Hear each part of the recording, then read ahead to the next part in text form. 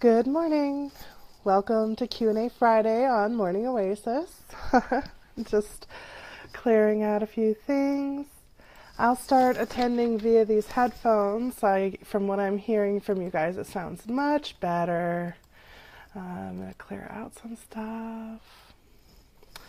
Okay, how are you guys? I know it's just starting, so I'll start with morning announcements. We've got the High Five Give Back on Friday or on Saturday, tomorrow. We have lots of slots available. We've only had 2 people sign up so far, so I hope that you guys are just waiting to see how your weekend pans out first, and let us know if you want to join us, because that's going to be on Saturday. And what else do we have coming? The Chakra Workshop. There's still tickets for dinner with Jessie on June 2nd. We're going to be eating at Isan Thai. It's one of my favorite Thai restaurants. They have so many yummy dishes. It's just delicious, and it's right in downtown, easy to get to. And yeah, okay, so that's pretty much all of my announcements. That's everything. I have been pretty bad about doing the follow-up on Morning O for the last few, last 2 weeks since what is this, May began. I have not been posting them on YouTube, so I'm going to go in today and tomorrow and just get everything back up on YouTube, posted and current. And you may see me reposting some of what I think are great shows before I kind of archive them away.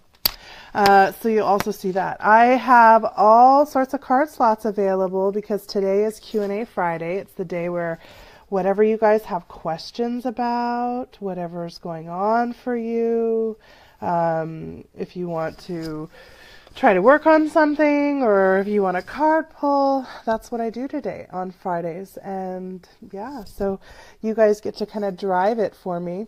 I was thinking of a funny story that thought I might share with you guys. So my husband did this duathlon. When did he do that? Gosh. It was like not last weekend, I think, but the weekend before. And the duathlon is something like running a 10K and then biking 30K. Good morning. I do have a YouTube channel, Misty. Yeah, it's just called Healing Pathwalkers. You can find some of my other shows that I've done in the past, an interviewing program and some meditations that I'd recorded last year. I kind of play in there, and there's all kinds of different things. So I'll be happy to pull a card for you. Hi, Shauna. Welcome. Yeah, Kristen, I'd love to. Misty and Kristen. So yeah, he did this duathlon. Now, my husband is completely blind, for those of you guys who are new to me and aren't aware of that. He's a completely blind former athlete in the sense that he was extremely athletically focused all of his life until he lost his vision in his early 30s. And then he kind of felt like, how can I possibly do what I used to do? He used to run all the time. He was the guy who'd like get up at midnight, take his board up to Mount Hood, climb the mountain and by sunrise, and then board back down, and then be back in Portland and sitting and having a beer. Like, that was his lifestyle. He was a weekend warrior. And he lost his vision in a mountaineering accident. So when he lost his vision, you know, he's one of those people that is undefeatable, really. You know, there's not much that can conquer him. And he sees everything as a challenge for him to grow from. So this is like a perspective that he's carried his whole life, and he's gone far with it, let me tell you. Oh, interesting. He couldn't get the video to play today. Huh. I don't know why. So anyway, when he lost his vision, he woke up in the hospital 3 days later and had no vision, and was like immediately starting to talk about, how am I going to rehab from this? Like, how am I going to rehab and keep my job at Intel as an engineer? How am I going to do this in my life? So I swear this gets funny. So he basically within 9 months was back working at Intel, taking public transit to get there. Good morning, Wendy. Um, and he basically regained his life within 9 months of being completely blind, and he also lost his sense of smell. So at that point in his mind, his athletic identity died because that would put him as completely dependent upon other people. And he didn't feel safe being dependent on other people. And so over the last 15 years of his life, he's been basically learning how to enjoy people. Good morning, Laura. So he has spent this time, learning how to have friends, learning how to interact with others. When he was doing his pursuits, he'd be on a mountain climbing team, and he was great with that. But that was a set aside thing, So anyway, he really struggled with this. And about 2 years ago, he joined the NWABA, which is the Northwest Association of Blind Athletes. And this is the most amazing organization. If you have any desire whatsoever to interact and engage with some seriously amazing populations of people, really any disabled, quote unquote, I view them as multi-abled communities, have just the most amazing people. When people have challenges and struggles that they have to just overcome to just be able to show up in the day, it changes the persona of that person and their awareness, and it's just a beautiful experience. Anyway, so he started going and joining the NWABA, which provides sporting activities for free for all of their blind clients, and they do that by volunteers of having sighted people. And so he started by going on a hike and then a tandem bike ride, and he fell in love, and he refound that identity that he thought he'd lost like 15 years ago. So the last 2 years have been all about him reclaiming his identity, but he has to do it in a much more social way. So he's been developing these intimate bonds and relationships with the people that he climbs with, and that he's doing all these, he goes kayaking, paddleboarding, snowboarding, what else has he done? Tandem biking, marathoning now. He's every weekend, he has a spreadsheet of the weekends for 3 months at a time where he's planning everything out. So this has really been an amazing thing to watch. Anyway, so going on this duathlon, he did this actually with 2 friends, not through the NWABA. He's, now coming out of the safe setting, and he's teaching people in his life who inspire him how to help him be a runner, right? Or go back and be running and doing these other things and competing, which he never did, a whole new arena for him. So he went on this duathlon. Now, my husband, the way that he runs is he has a person in front of him who has like a cat bell or a pet bell. And usually we use something a little bit bigger, kind of like a bear bell, and put it around the ankle of the person who's running in front of him. So as they're running, they're making this bell jingle sound, and he follows that. But on a marathon, they're going through streets and they're going past traffic and there's planes, and for a person who's completely has zero vision at all and completely dependent upon that little bell sound, if there's any other whiteout noise, he can't hear. So he has to say something to get them to say something loud so he knows where they're at, right?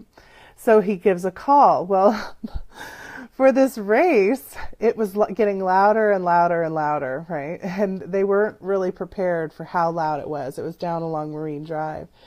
So they decided that what they would do is Pratik would call out, "What's my name?" Oh, and by the way, another friend, so Dominic is the friend who is his official sighted guide who gets to go and do these races with him. So they really only have to pay for Pratik because he's the competitor and Dominic is his facilitator. So Dominic has a friend named Gus who also has an amazing story, who was so inspired and helps Pratik train whenever Dominic's not available. And Gus was like, "Can I please be in it with you?" So Gus was going to run behind and Dom in front and Pratik in the middle. And as they're running along, Pratik would yell out, "What's my name?" And they'd yell, "Pratik!" And he'd go, "Say it louder, Pratik!" You know, and it was this, they were doing that. And as the race got along the way, they really started to play with it and had so much fun. And when he came home, it was hilarious. All the different ways they played with this calling out, "What's my name, bitch?" Right? And it was just so funny. They laughed so hard. And the experience was so joyous for him. He was the only competitor in the duathlon that had any sort of visible disability, at least, and had registered in any way as being having one. And he had people coming up and saying, "I want to work with someone like you. I want to do this." We even went to dinner with some people who were just like, how do I even find a blind person to run with? Because that looks awesome. I want to do that with somebody. I really want to be, I want somebody else to be able to find that joy that you found, and me in any way to be a part of that. Like, I'm so inspired. So I guess my point in this story is, as you go out into your world, you really have no idea who you're going to be impacting, how you're going to be impacting them, or what different ways that are completely beyond your imagination when you're just showing up in that moment and espousing your joy. As I spill my coffee, then, you know, what's going to happen is people around you are suddenly given permission to express and feel that level of joy that they don't normally ever feel, right? Like, I have people all the time telling me how, you know, they get shushed by family members or asked to not talk to other people or to not talk about what they do or to, bring their energy level down. I used to have one friend who would tell me when I came over, I have to clean the coffee up, sorry. She would tell me when she came over in the morning, "You're like way too happy. Can you just bring it down? Like, at least by 5 notches, because that's uncomfortable." And, you know, it is, I know, right? Total coffee abuse. Thank God it didn't spill all over the place, because that would have been a nightmare. You guys would have seen Jessie doing something totally different, like running, probably a few cuss words. So anyway, that was the funny story I wanted to tell you guys while you all came in. I have Misty and Kristen down for a card pull, and if anybody else would like one or anybody has any questions, today's Q&A Friday, so that's the whole point. Let's see, for Misty, and Misty's kind of new to us. Welcome, Misty. Nice to see you in here. You're on the other side of the country. What's the weather like over there? I heard it's been a wild winter for you guys over there. Yeah, it's interesting. I actually had 3 decks want to kind of talk to you today, so it was more like, which one more? Yeah, okay, so we'll do the Energy Oracle deck. This is, since you're also new to the show, I always talk about who the decks are, their authors are, and who's composed them, because I think that's really important to recognize. They're amazing, amazing people. Laura, perfect. So this is the Energy Oracle deck by Sandra Ann Taylor. I really enjoy this deck a lot. It has just the perfect blend for me of angelic and human, earthly energies, just bringing them together so nicely. And Laura, let me write that down before I forget, because we all know Jessie's memory is just not so good. That's okay, though. We cannot be perfect at everything in life. And I accept that wholeheartedly as I sip my spilled coffee. That's hilarious. I could even hear my sipping through my own headphones. Good morning. How are you? Would you like a card pull, hon? I love that rose. Okay, let's see, Misty. Oh, beautiful. So you got the 6th, it's card number 40. It's the 6th chakra, right? That third eye. And it's and Archangel Metatron, right? So Metatron is one of those angelic presences that is considered to be an archetypal or foundational presence.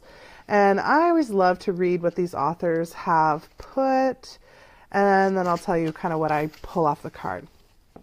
So Archangel, 6th chakra, Archangel Metatron, clarity and thought. Let's see if I can get it, the light not reflecting on it. This is a very powerful archangel. Metatron brings brilliant indigo vibrations into your brow chakra, or third eye, chakra, which is the center devoted to insight and clear thought. When this card appears upright, it indicates a much greater clarity in your thought process and an expanded perspective towards broader horizons. Some new perceptions are taking hold, and the clouds of confusion are starting to clear. In some ways, this could be a new beginning for you on your way to developing a deeper insight about what's going on in your field and your life and why. Now is the time to focus on your personal vision. What do you want your life to look like in the years ahead? Create a clear picture of that and support it with your daily thoughts. The insights you need to create a vibrant life is available to you right now. One of the things with the energy deck, and this is why I love it, is because it gives the opportunity for you to really become clear upon who's connecting in with you and who's supporting you right now. Thank you, Misty.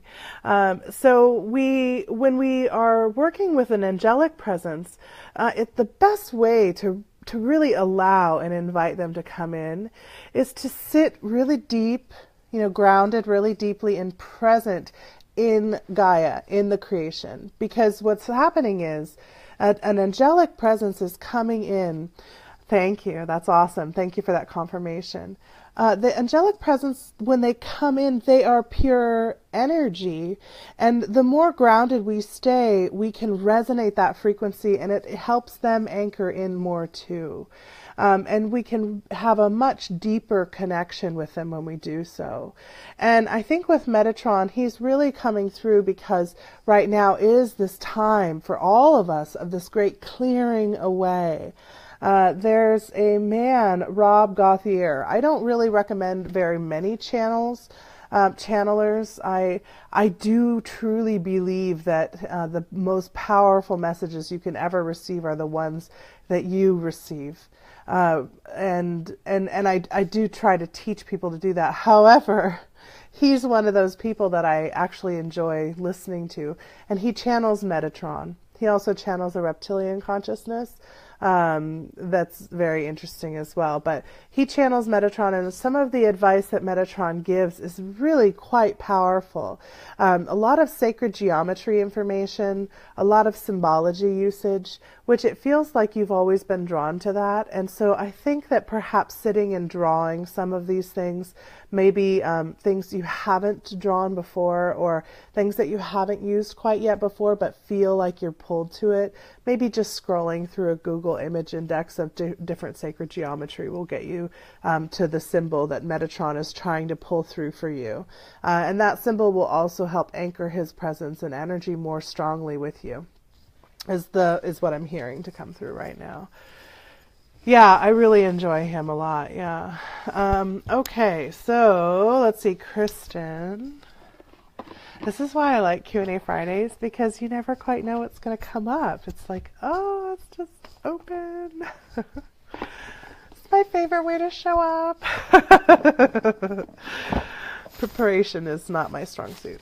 I like to get it done. Okay, so Kristen, Ganesh wants to talk to you. Oh, that's strong coming in. Oh, yes, I would be happy to pull a card for you. A dream.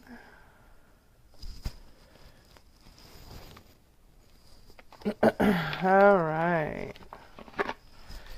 Ganesh. I love this deck, you guys. I know I say this every time I pull it out, but this is the Whispers of Lord Ganesh by Angela Hartfield. I love the imagery and I love the authorship. You're welcome. Thank you, Misty. Thank you for the confirmation. It always helps to hear that what's coming through is what's necessary and on point. Because Lord knows I can be inaccurate at times. We all can. I try not to give too much prediction stuff because that just lowers your accuracy. All right, Kristen, let's see. I don't think we've seen this one yet. I know I haven't read this one yet. Yes, thank you. Okay, so this one is also card number 40. Isn't that interesting? Both decks so far, card number 40. And the card is Spiritual Quest. Isn't that just beautiful? Whether or not you're aware of it, you are embarking on a great spiritual quest. Your soul is leading you to a myriad of discoveries about who you truly are and what you came here to achieve in this lifetime. Each of us has a unique journey that is tailored specifically for us and designed for us to reach our highest potential. During this quest, you will gain significant insights into your purpose here on Earth. For many, this journey will have been preceded by a period of upheaval, confusion, and conflict which has birthed a desire for greater clarity and concrete answers about the meaning and the purpose of your life. From this spiritual journey you are undertaking, you will gain wisdom, enlightenment, and an enhanced sense of your personal power as you travel on this path. Make a point to commit to the quest and not be tempted by distractions that may cause you to veer off track. Ganesh urges you to focus your energy less on having and more on simply being.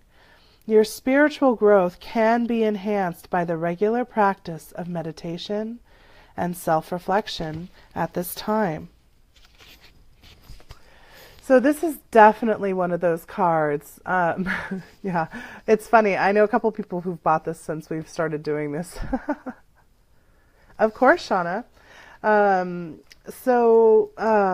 We all right now are on this beautiful spiritual quest, and it is life-changing.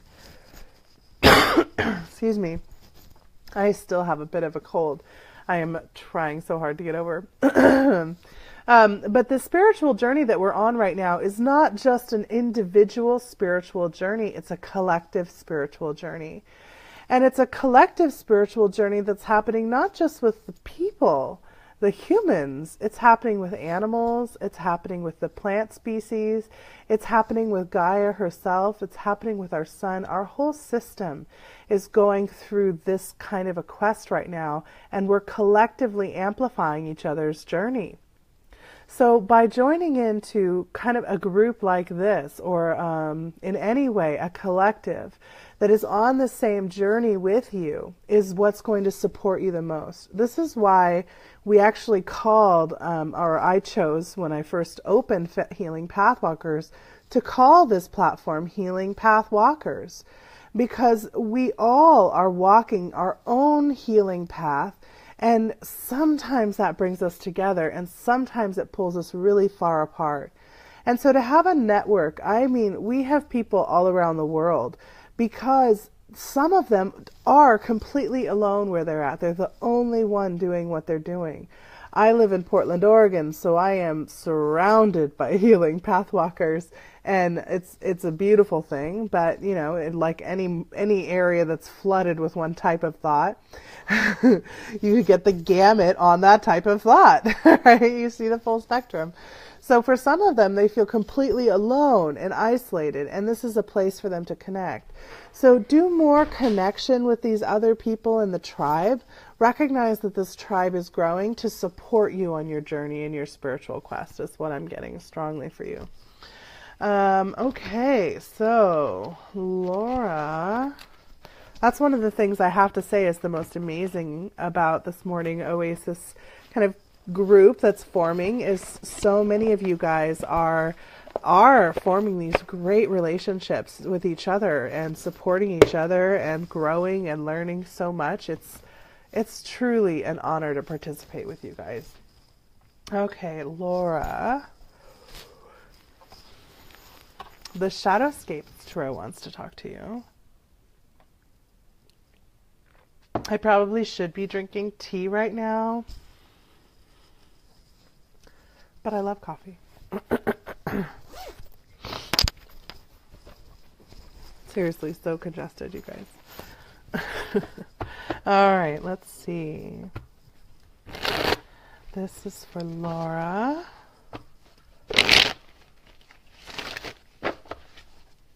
This is my older deck, one of the oldest decks that I own. The Phoenix cards are my oldest, actually. I've had them forever. Thank you. You know, it's funny, when you guys have seen, if you've seen the pictures of my table at fair, what an amazing cloud outside my window right now. Seriously, you guys, it looks like Ganesh. I'm going to just have to show you guys. Okay, it might get real blinding for a minute. All right, let's see. Is it even letting you see it? Let me try and focus in on it more. No, it's not. It's just the latest it's too intensely different out there. So it's like when I'm looking out my window right now, it looks like there's this Ganesh cloud marching across the sky. It's really cool. So actually, if you've seen the pictures of my fair table, there's like a blue mandala tablecloth. I ordered that online. If you've seen on the Facebook ads I think it was like $12 or $13 mandala beach blankets.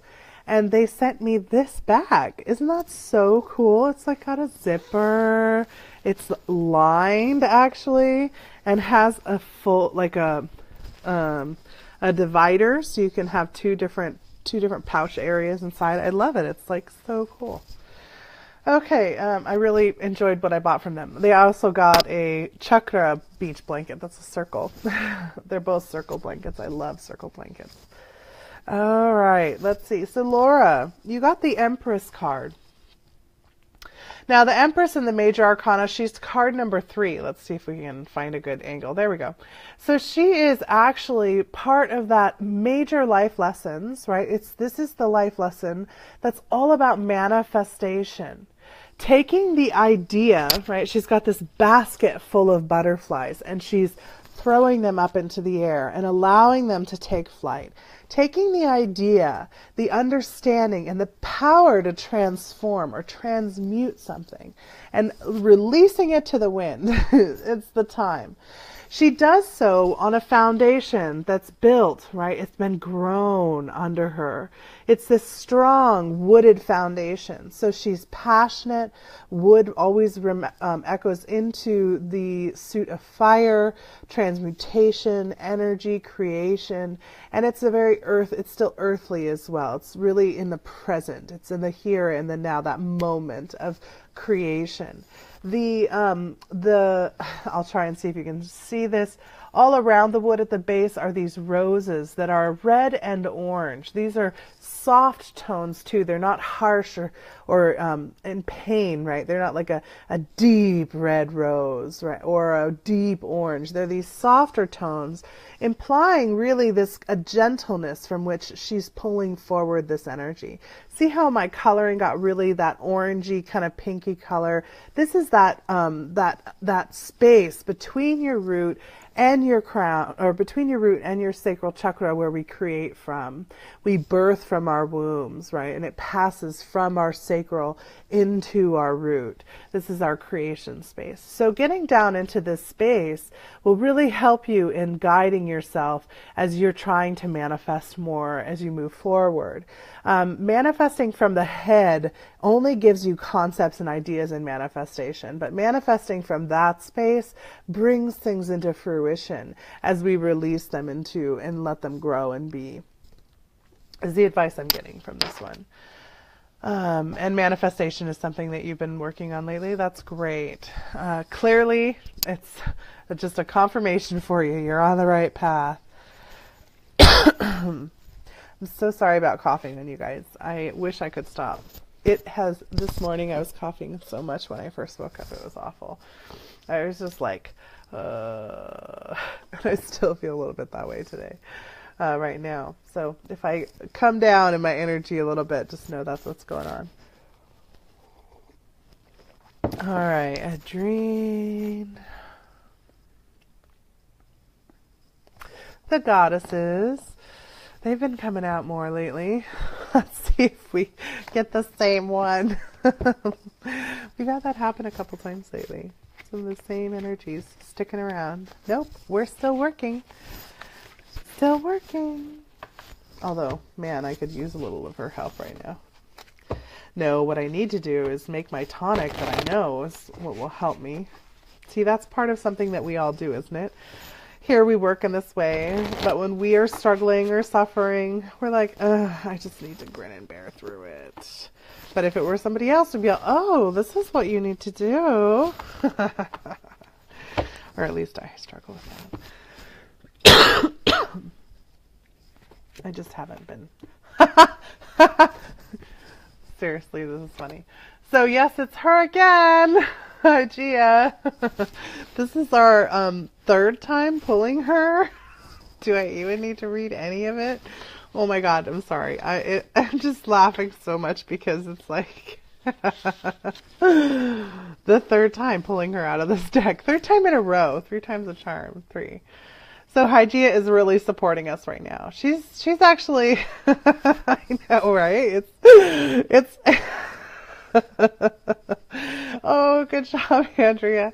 It's hilarious that we've gotten her 3 times in a row. So here's what I'm going to do. I'm going to read the keywords for her because I don't normally read these, and the shadow words for her since she's come out 3 times. Let's let her have her full say. Balanced lifestyle, exercise, naturopathy, herbology, energy healing, Reiki, kinesiology, acupuncture, hypnosis, reflexology, massage, natural remedies, holistic well-being, balanced diet, healthy body, mind, spirit, organic produce. That was almost like a modality list of probably the people who are here. This one is Adrene's card. So you are really being called on by Hygeia, but truly aren't we all when this is the 3rd time pulling her. And shadow, unbalanced lifestyle, neglecting one's mental or physical health, processed foods, depending on too many pharmaceuticals, poor nutrition, GMO foods, lack of exercise and stress. So I'm just going to throw this out there. Yeah. I have lately been like, Jessie, you seriously need to pull out that rowing machine. You gotta pull it out. You need to get more active. You need to go out more. I go out walking and I walk to a lot of places in my neighborhood and I go out walking with my husband. But like, it's not enough. It's time to balance that more. Come out of the computer. I've been doing a lot of writing and composing and creating. It's time to balance it. I know that's for me as well. The other thing is interesting is, if you look closely at all the other things that are in this card, right? She's got her aloe vera plant. She's got some mushrooms. She's got her jars, her journal, her candle, her feathers. She's got her snake. She's got her pot, cauldron cooking, her cat. She is really prepared. She has everything that she needs around her. And one of the things that I love about this work is going into people's homes and seeing how they have their homes set up.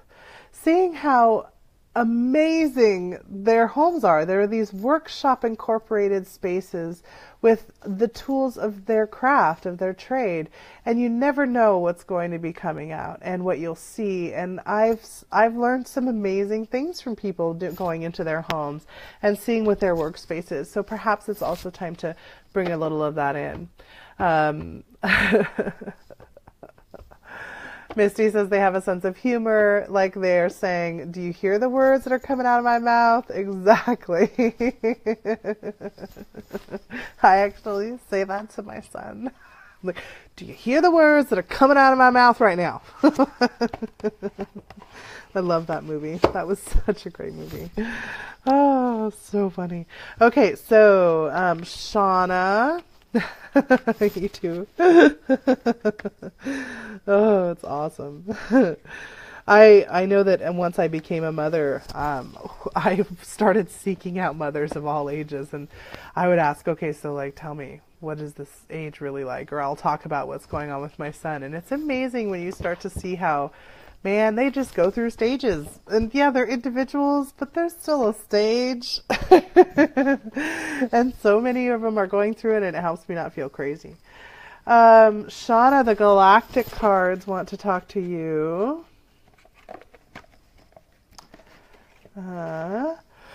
Ooh. That just came right through. That was a big one.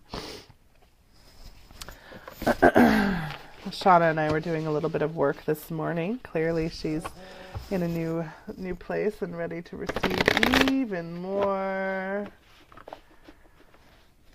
Let's see. I thought I turned that off. It looks like I need to. I'm going to do that really quickly because I hate being distracted by the phone. That's one of the things that I love about modern technology is it's really easy to turn it off. Okay. Oh, interesting. And I was just talking about this, Shauna. Was I not just talking about this? Let me just feel this for a minute. This might be more for me, and then I might have to pull for you afterward. It's weird. Masculine principle, Lyra passed. Right? Shauna, is not funny? I mean, literally. So this is card number 12. I mean, we were just literally talking about this yesterday, just like a few minutes before the show started. So this is also kind of for you, and it might be a part of what was coming through too, but we'll see. Let's see if I can get this at an angle where you guys can see it well. All right. So the ancient Lyran civilization is often described as reflecting the masculine principle. As the civilization grew, it moved out into the galaxy, settling planets, sometimes engaging in war and seeking ways to perpetuate the species. They were the builders, protectors, and architects of a society. Both masculine and feminine principles exist within everyone, and it is important that they remain in balance. This card asks you to work with your inner male energy and listen to what it has to say and embrace it. This will help to heal an old karmic pattern from the ancient days of Lyra. This is definitely for both of us. Lyra was the first civilization that expressed polarity, setting the template for our exploration and healing of polarity for a millennia afterward. One way they expressed polarity was through their masculine focus on external reality and in their attempts to manipulate physical reality according to their desires. Again, this could be a positive or a negative expression depending upon the intentions behind the actions. If you have this card in your reading, it is asking you to look at your inner and outer male-female balance. If you see where there is imbalance, work to bring those energies back into alignment. You may be acting from an old template from ancient Lyran times that is ready to transform. Keep in mind that this is also the card of the warrior. In ancient times, you most likely had a lot of experience as a warrior and may still have those qualities within your nature. Look at how those qualities can be used constructively instead of destructively. There are always times when the warrior energy is useful. Attaining the mastery of a true warrior, even a spiritual one, means understanding when to use that energy for the greater good. If you need inspiration about what this really means, look at the ancient text of the Bhagavad Gita and the teachings given to the warrior Arjun by the great Krishna. So, it's interesting. So Shauna and I, what we were talking about was definitely, she had an experience that kind of, tripped something that didn't seem like a big deal, but her animal reacted very strongly to it. And so she contacted me and she's like, I don't get anything, but I feel like something's got to be here, right? An external focus. And an external expression that comes as a result of external focus, but ultimately what it was an internal reaction, and that became externalized and only experienced on the external sensory and perceptions. And so by taking it back to the internal from that external place, she actually unlocked and uncovered a lot of stuff for herself. and really found parts that she has been working towards finding and seeing for a long time.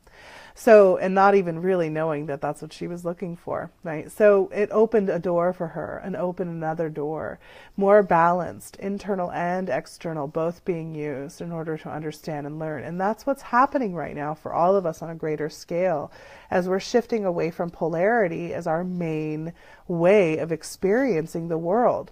We're shifting out of, okay, this external thing is happening to me, and how do I now fix and manipulate the external? And into, this external thing is happening, okay, what do I internally need to look at?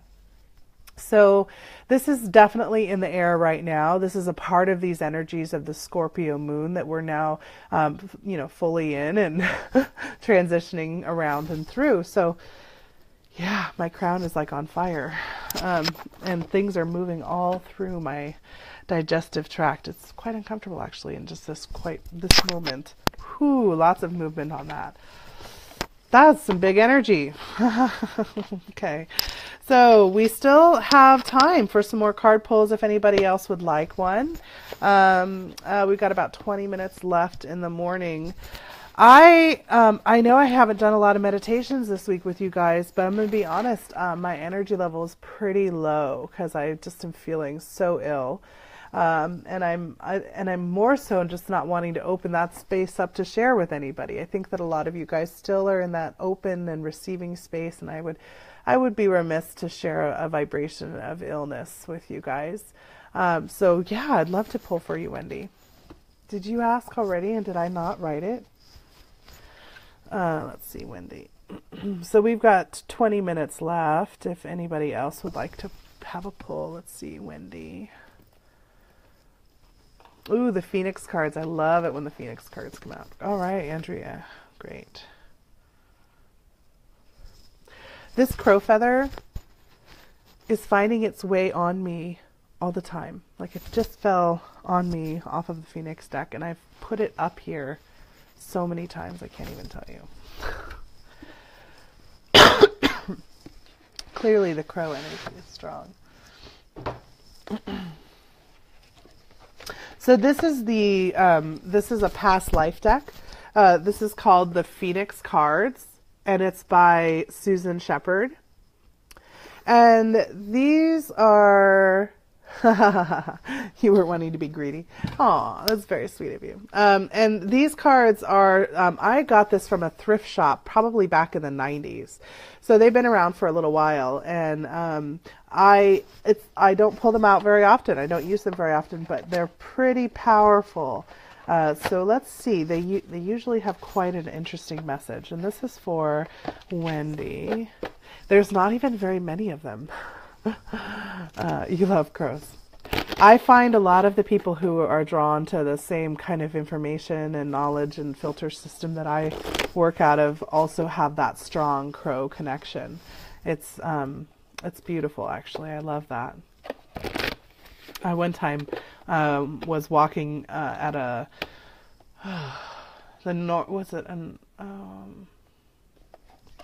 the word will come to me, a bird center. And it's not, the word is not coming to me. Anyway, it's over in Northwest Portland, and it's where they rescue and save the birds, and Audubon Society, I think it is. And they had a raven in a cage there. And when I was walking past the raven, oh, that's funny. When I was walking past, this raven started like cawing and talking to me. And I was by myself because it was a steep hill coming up out of the canyon, and I just needed to catch my breath. And at the top of the hill, and he said hello, and I was like, hello. And he goes, hello, and I said hello, and he goes, hello. And I giggled and I said, how are you today? And he goes, blah blah blah blah blah blah blah blah blah. And then I laughed again and I said, hello. And he goes, hello. And then he started like rolling his head, hello, and talking to me, like just kept saying hello. And so I asked the ornithologist at when we were having lunch about it. And he said, oh, you just got hit on by a crow. And I thought that was hilarious. So interesting. Okay, so what we got, and I've been getting a lot of Hawaiian energy also lately. One of my good friends is strong in the Hawaiian culture and energy. A couple of friends, actually. So this is, I'm probably going to butcher this. Let me see. No, okay, this is Hawaiian goddess Pele. She is, just going to look through here really quickly. Hawaiian Islands, Polynesia, around 1000 BC. Soma is considered to be the origin for all later Polynesian cultures. Hawaiian Islands were settled around 100 AD. Pele worship is still taking place among some of the Hawaiians today. If you've chosen the Hawaiian goddess, as past life symbol, you are an affectionate individual with mighty and energetic emotions. You are ruled by both Venus and Mars, planets whose energies often oppose each other. It is difficult for you to take your feelings lightly. You can literally throw off sparks. When you meet someone, you are warm, loving, and receptive. Your generosity conveys an impression of someone who is larger in character and generally accepting of all personalities. All right, there's a scan through really quickly. You are not difficult to please on a surface or casual level, but if someone falls out of your favor, you can turn off your feelings like a faucet. Although trust has been betrayed, once trust has been betrayed, the relationship is over. Your tolerance may attract maligners that are always, Your tolerance may attract maligners that others are unable to deal with. There are even times when acquaintances may ask, "Why do you tolerate such a person? You know no one else can stand them." People say that about my husband. You feel that you should give everyone an equal opportunity and a chance at friendship. It's painful for you to see people without friends. Seeing lonely people forces you to recognize how lonely that you sometimes feel. It doesn't make you perfect. You can often impose on your friends. You expect them to live up to your ideals and wish for them to admire you. I'm sorry, Wendy, but this just feels like me. Your silent withdrawal catches people off guard, even though they may have tried your patience for many years. When you remove yourself from their lives, it's disorienting and a big shock to them. And that also sounds similar. Because you are friendly and generous, people underestimate the range of your emotions. They erroneously believe you to be forgiving and benign, but you can also be extremely passionate. You feel compelled to enfold and encompass others in a circle of affection, giving off waves of love and acceptance. I'd like to see a thumbs up for everyone who feels in some way that this describes them, seriously. Because I have a feeling that there's a lot of us here. You can be material, nurturing, and, maternal, nurturing and welcoming like a warmly lit cottage in deep black woods.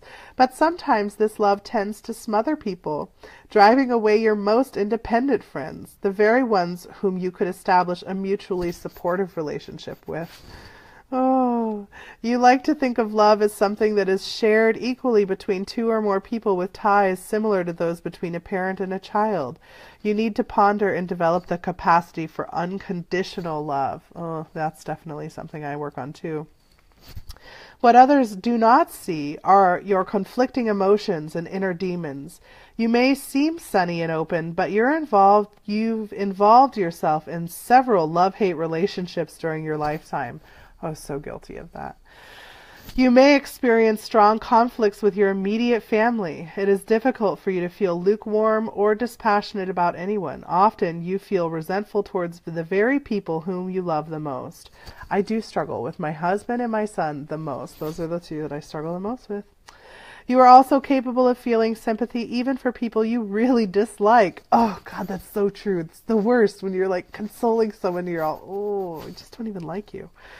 This can create confusion in your life and in your inner circle of friends.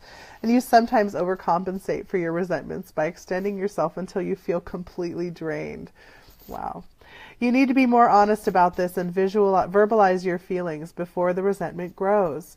I'm going to be really, I got to say this because this lesson, this was like what the last 4 years were like for me. And I've only just been, seriously, for the last couple of months, maybe only, really been getting it. Like, really getting it. Like, okay, this is how, when I don't speak this thought, and how what I tell myself is that I want to work through all of the ways that I feel about something and what's going on with me before I bring it to the other person, because I don't want to subject them to my feelings. Like, I know I've got lessons involved in whatever it is, whatever experience I'm having, even if I'm upset or I'm angry or I'm hurt. But what that actually does is it robs the other person from being able to participate in the learning growth, right? So I still do it to some degree. I give the opportunity. But if you don't follow up on it, I'm all like, done. I've worked through it now, all done. And that could probably be a problem. So maybe that's what I still have left to learn on that one. At certain times in your life, you've probably had dreams about water that either soothed or frightened you. These dreams may have left you feeling attuned to the changes in your present life, or they may have resulted in feelings of being lost or completely sucked away. The ocean seems to pull on you like the full moon drawing the distant tides, and it attracts and disturbs you. You enjoy being near a body of water, but you will never want to be completely submerged in its depths. Okay, I love water. I love swimming, but I'm terrified to go out into the full... I'll go out on a boat in the ocean, but to jump in, that is really terrifying to me. You may have a fascination with the undersea life or the blues and greens of any impressive sea or pool. Water reminds you of dipping deeper and to reach levels that you are normally unable to explore. That's because of your connection with pure inspiration and your affinity with the beauty of the subconscious. Yeah, it's hard. You have a heightened sense of beauty, form, and balance, and are especially attracted to the graceful movements of dance. On a physical level, you may choose to wear your hair long, loosely curled, or softly coiffed. Your eyes are alluring, but they have an unsure or dreamy expression. You prefer bold colors and clothing that makes a statement. Unfortunately, you may tend towards sudden weight gains that are primarily due to water retention. Oh my God, that's exactly what happens to me. It is likely that you will surround yourself with gemstones, seashells, exotic flowers, and perfectly crafted jewelry. Your presence among the Hawaiians makes you a hardy soul, with a compelling need for travel and daring adventures. You'll need to travel great distances, both mentally and physically, to meet your true self along the way. A strong need for friendship can place you in many interesting circles. It's important that you find those kindred souls with whom you can share ideas and break bread. When you're alone, even in a crowd, we will feel it immediately and poignantly. Your approach with your life and your lighthearted manner you have a great zeal for risk-taking. Like the goddess Pele, you carry your light before you as a torch, inspiring others toward a more passionate and loving ways of living. I love that card! That's so awesome. Oh my God, so awesome. Yes, the thing about unconditional love is that the love we give for ourselves is so conditional. And if we can't unconditionally love ourselves, then it's really, really challenging to unconditionally love others. And I think, honestly, we probably, those of us who are at least me, how I feel is I actually give more of that unconditional love to others than I do towards myself, which is what ultimately results in feeling more resentful in the end, is I'm kind of resenting myself for... Like, for instance, I had a friend who was moving, and it should have been a warning sign to me that this person had absolutely no one else to help them move, and they had lived in this area for their entire life. That should have been a warning sign to me, right? New friend. I ended up killing myself helping them move. We had to move this gigantic toolbox, and the toolbox, it was like one of those Sears metal toolboxes without tools in it, it would have weighed about 100 pounds. With the tools still in it, because this person didn't even think that it mattered to take the tools out, because, if he can get it all up in one go, that's one less thing he has to pack. We carried that thing up, but I have totally effed up my leg. And I should have looked at that toolbox and said, no, that's too much. That's way too much.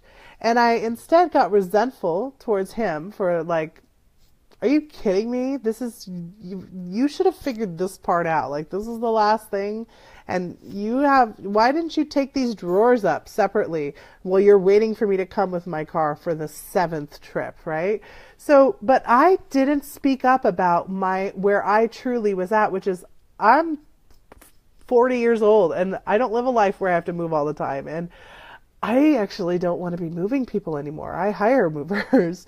So I didn't speak my truth because I felt bad and I wanted to help and I knew that they needed help and I wanted to be there for them and I had a car that could move things and I'm strong and I'm generous and blah, blah, blah. I was so wrapped up in that identity that I didn't speak my truth, which is, you know what? I'll do 2 loads, but you're going to have to figure it out on your own from there. I'm sorry. That's not my bag. I'm not in my 20s anymore. Like, geez, I'm barely in my 30s anymore. So, not that you can't still be moving when you're older. I just don't want to have to. I can't tell you how many times I moved. And what it ended up triggering for me, actually, and it did become a gift in a way, was that part of myself that really resented having to move all the time growing up. I lived in like 20-something different houses from the time I was born until my mom moved away when I was 16, right?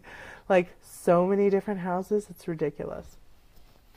So anyway, that was that's what made me think of that. And I think that's how we sack ourselves, people that are like us, when we're super generous and super giving and we're all the way at the extremes. We're like, I love you, I can't stand you. When we live in those extremes of expression, then there's not much room for in the middle of like, you know what, I love you, but I'm not gonna.